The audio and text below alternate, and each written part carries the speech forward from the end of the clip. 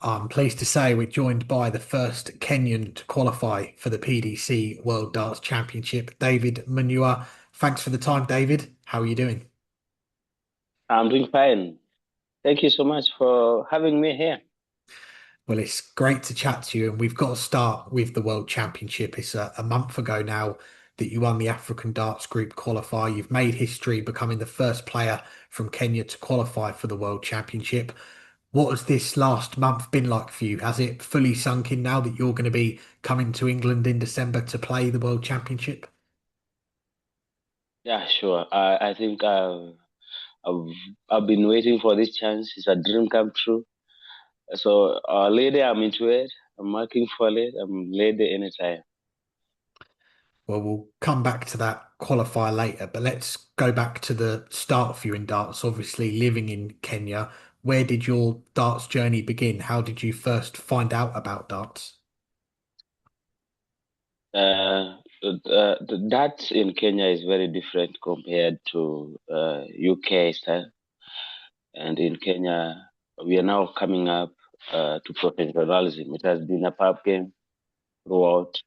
When I was starting, it was not as serious as it is now. It was 3 years ago. Just I found a game in a pub somewhere. We had some few stories with friends. I was introduced like any other game, and I got interest. I started there from pub, and last year we had the first chance as Kenyans to participate in at ADG qualifier, PDC World Qualifier, and that is when Peter went to fight finals. It has always not been a game that has been of high profile here in Kenya. Everybody didn't even, when you tell someone I play that, they don't even find you serious person in life. But after we got that chance of PDC, now that is when I started training, uh, going out for tournaments.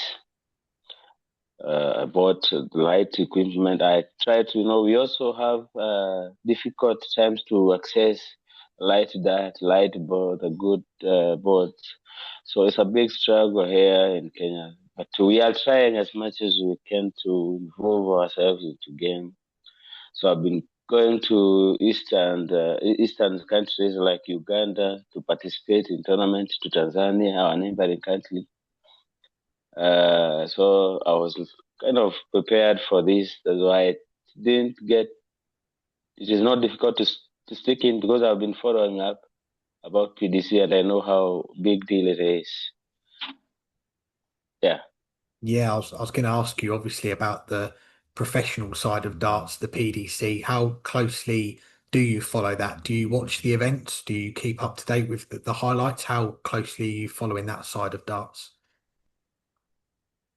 Uh, due to our work and what we do here, it's difficult to always follow all event. But whenever I have chance, what I like watching is that game. Uh, I do other stuff apart from that. So when I get time to watch something, it's obviously that. I've watched. I have my favorite players who I like watching. I like seeing how they cut their game, they do their stuff. So every time I get chance, that is when. Like now, I just came from work. I'm just in home. So I'll find few times to train. So that in Kenya is challenging because we have not get to a point where, as a player, you can just fully depend on that. Well, you mentioned you've got a few favourite players. Who are your favourites that you like to watch when you do get a chance? So I like watching Luke Littler, like watching Humphrey, Van Gaal, and also my favorite is also Gun Price. Make me feel like I'm in event the same. Like how energetic he is, and he make me feel excited whenever I watch him win and doing out chaos there in the field. I can watch his game with most of with the Littler versus Price, Price versus Humphrey, all those one guy. I like watching their game. Yeah, some good players to look up to. And you mentioned last year the African qualifier for the World Championship was held in Kenya for the first time, and you entered that tournament. You pushed the eventual runner-up Peter Wachuri all the way in the last 32. He won it 4-3, but you had chances to beat him in that game. What did you learn from that experience playing in the qualifiers last year?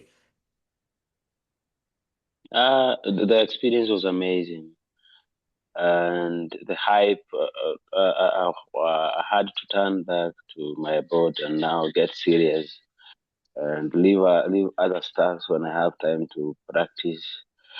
And I thank ADG to bring that chances to our country. It was amazing. We really loved it. We had never had such kind of event here in Kenya. So it was amazing. We really appreciate to had it last year. And you mentioned earlier about Peter getting to the final of the qualifier last year. That attracted a lot of attention around the darts world. We were all hooked watching that final between him and Cameron Carolison. He misses the double 17 for the 154 in the last leg. How much of an inspiration was seeing Peter get to the final, seeing how close he got to the World Championship to go, hang on, if I put in the work, I could maybe go one better than him next year. Peter, we have been praying with him. Actually, he's the one who eliminated me with a slight miss of double during that time. So I knew if Peter is doing this amazing, I'm sure if I have to improve a little bit and get serious, I can do wonders. So I was encouraged by Peter's seeing him performing in such kind of environment, the intense. It was his first time. So now I was lucky enough, this for me this time it was not the first time. So I would now use that experience to now prepare myself the whole of this year. And looking back on this year before you went to the qualifiers, you touched on it earlier. You've done a lot more traveling, going to different countries, playing in different tournaments, playing a lot, practicing. What would you say have been the biggest achievements you've had this year before going to the qualifiers this year? Uh, uh, you know, that in Kenya has a lot of challenges, but I have gaining that exposure, gaining that, uh, you know, when we were praying with Kadalasan on final, the pressure, everybody was looking at me. The pressure was very big, the tension. So I have been in such kind of games before. In Uganda, there's a lot of prayers there. When being a Kenyan, you always find yourself having a pressure. So you learn how to compose yourself during such kind of a moment. So those games has helped a lot to keep calm, to concentrate, and I'm grateful to be the first Kenyans to win PDC Champion Qualifier. Yeah, those experiences this year obviously helping you in the qualifier for the World Championship. We saw early on you come back from 2-0 behind to beat Samuel Wataka 4-2. After that win, how are you feeling about your chances of going all the way? Yeah, my game sometimes during when I'm starting, it's obviously not very good. I know I have that weakness. But also since I have been performing so many games, we have interacted with so many players. I know Waitaka and I know the other Kenyans. So I was now had to settle down, take some time, get back to myself and focus now seriously to the rest of opponent, whoever I meet. And the rest of the day is fairly comfortable for you before you get to the final. You go against one of the favourites you mentioned, Cameron. Carolison, you get that early breaker throw to go 3-2 up. He breaks you straight back. You break again for 4-3. You hold for 5-3. And from that point on, you keep holding your throw. You're getting closer and closer to the finishing line. But when Cam holds to peg you back to 7-6, you're throwing first in the next leg, knowing that if I win this leg, I'm going to the World Championship. What's going through your head at the start of that leg? I was not even thinking about PDC that time. I was just thinking about myself. Like I have a potential of doing better here.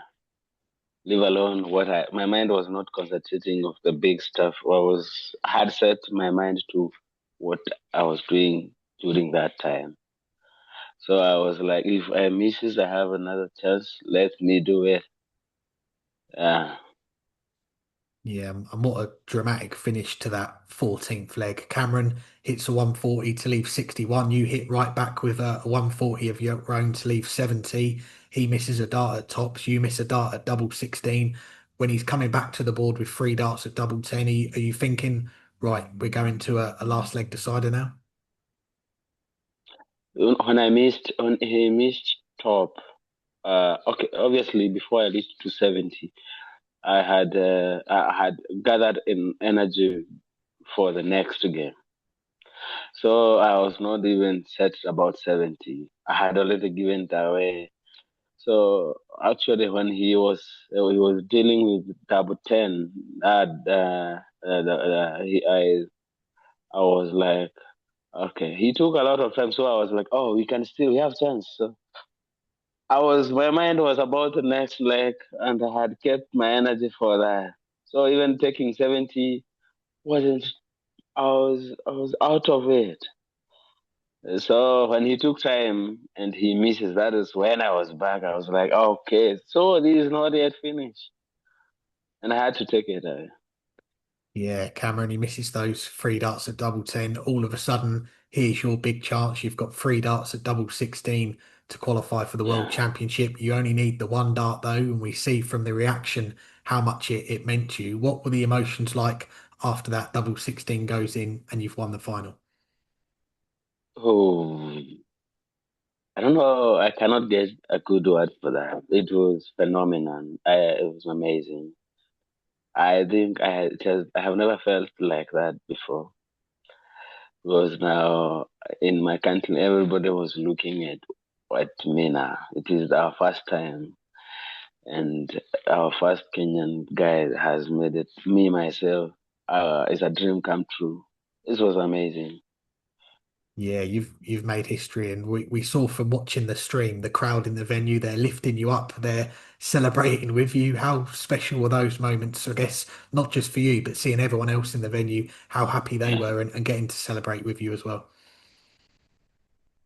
No, they were very happy. You know, we had other games that were too. We had Africa Open. Shodi was taken away by Ochieng from Uganda. Now this was our chance. Now it's Kenya. It was Kenya versus South Africa now. So the crowd was just waiting for the win. It was amazing for them. I know I can feel it even now. Whenever I go for a tournament, you know, they are still happy about it. And I hope it's going to make sense to that as a family in Kenya. Definitely. I was going to mention, like, what's it been like since the qualifier going back home? How many people have congratulated you in person or messaged you online or text you? What's the reaction been like? Has it been overwhelming, the support that you've had since winning the qualifier? It was on fire, let me say that. My phone was on calls every time. I would not breathe. Everyone was calling, reaching out. Some people even came to my place where I live, where I work. And people are very happy in Kenya actually for this chance. Good And times. they can't wait to see me. Good times. Well, away from the darts, then, what is life like for you? What is it you do for work and family? Have you got a partner, children? What's life like for you away from darts? Are you very busy as well? Yeah, but since think since last year, after surely misses that chance, I took it personal and I got back to board. I've been now concentrating on that than rather than work.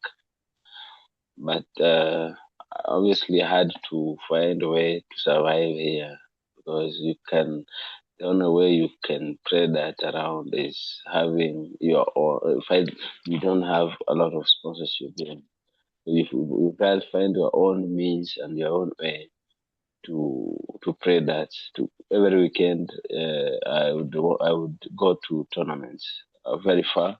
I needed to have to accommodation, all that stuff. So I had to continue with my work. I'm a vet by profession here, although it's been shaken away by that uh, since I do it. I'm a private practitioner here, so kind of challenging in lifestyle as well. Family, of course. The narrative here is about that is different. So obviously, we were not in good time until I won. It was not a good start. Everybody was like, "Are you serious? What are you doing? Why every time you are playing that? What is it about that? Why?" Yeah, so for me, I had passion about that. Was so interested about it. So I knew even if it will not make sense this year, I will still get back to the way I used to live or the lifestyle I had really started until I do something. Well, you've done something now. You've got yourself to the biggest tournament in darts, the World Championship, coming up in December, not long to go now. Have you ever been outside of Africa before? Is this going to be the first time you've been to England as well? Yeah, this is the first time. I've never been out of Africa. And it's amazing, but I know it might be very challenging. But I'm working out for it. And aside from the darts, obviously getting to play on the Alexandra Palace stage, what are you most looking forward to about visiting the UK for the first time? Uh, I'm still doing my own search about it. I've not gotten full information about the venue. So right now I need to take a short time, go through to analyze about players and the venue itself as well. I've always heard about it, but I don't know much about it. So right now I'm not in a position to talk much about it. But in few, maybe I'll have gotten enough information. It's Yeah. fair enough. Well, for a lot of darts fans, the World Championship is going to be the first time that we've seen you play darts. So we've got a few important questions. The first one is, have you decided on a walk-on song yet? Yeah, sure. What is your walk-on going to be? The song when you walk out at Alexandra Palace? Have you decided? Yeah, I've decided it's called Mwaki by Sophia Nzia. Very nice. And the nickname, I believe you've already got a darts nickname. Why not? Where did that come from? Yeah. As the word suggests, I've always asked myself, why not me? If the rest are doing it, why not me? And I've always asked, we have uh, uh, dart crafts and association in our country, but I've always asked them, why not us? Why are we not in this place? Why is not among ourselves? So that is the reason why I have my nickname. Like, why not Munyua as it is? I like it. And the orange shirt that you wore in the qualifiers, it definitely stands out. Are you going to be sticking with that shirt for the World Championship, or have you got something else planned for the big occasion to wear? And I'm thinking to stick to it because I've been that has been my choice. Even last year, I had such kind of orange shirt. So I think that is, and all I think my all platform I am using it. I think it's obviously working good with me. I'll stick to that. Glad to hear it. And Peter Wachuri, we sent him a message earlier. We said that we were going to have a chat with you on the podcast this week. He says, I would like to congratulate David and wish him all the best, and I think he will make it. Thanks so much. Thank you so much, Mr. Asher. Yeah, we're in the same country. We fought a lot. We have fought a lot to be where we are right now. And Penny, who set up this interview with you, she says, what are your expectations in the upcoming Kenya Open in November and the Nairobi Darts Masters in December? Uh, yeah, now right now the intense is very high. Now the game, people now has woken up, are doing a lot of practice and training. It will be amazing. The performance will be different. I think especially the Kenya Open and that Nairobi Masters, it will be on fire. And I'm expecting a high performance from. We have good players in Kenya, very good players, but now they have a good reason to why they need to stick to that performance forward. And the next one comes from Ramat, who says, after South Africa and Kenya, which African country do you think is going to be next to qualify for the PDC World Championship? I think uh, no, I don't. I would say talk about next. I think it is going to take time for any other country to take it from Kenya now. It's going to take time. I think I will not say next year, but for a couple of years now, it's going to stick to Kenya. I predict that. Good answer. And the last one comes from Bernard Mendy, who says, what does this mean, you qualifying for Ali Pali? What does it mean for the darting nation of Kenya? And can we potentially see Munyua and Wachuri at the World Cup? Yeah, definitely. Now it means a lot to Kenya as far as that is concerned. Now I think now we are in a position now to negotiate about our prayers. We can now have approved why we need sponsors to support. We have good prayers here. So now, since we've made it to Ari Pali, now it's going to be different. Yeah, people will show up and they are going even the next generation, even the future of that in Kenya is going now to change.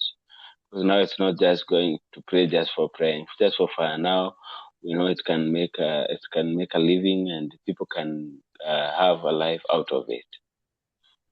Yeah. Definitely. Well, David, it's been an absolute pleasure to chat with you, and congratulations on winning the qualifier, making that history for Kenya. And we wish you all the best for the World Championship and everything else that's to come in 2025 as well. Thank you so much, Alex.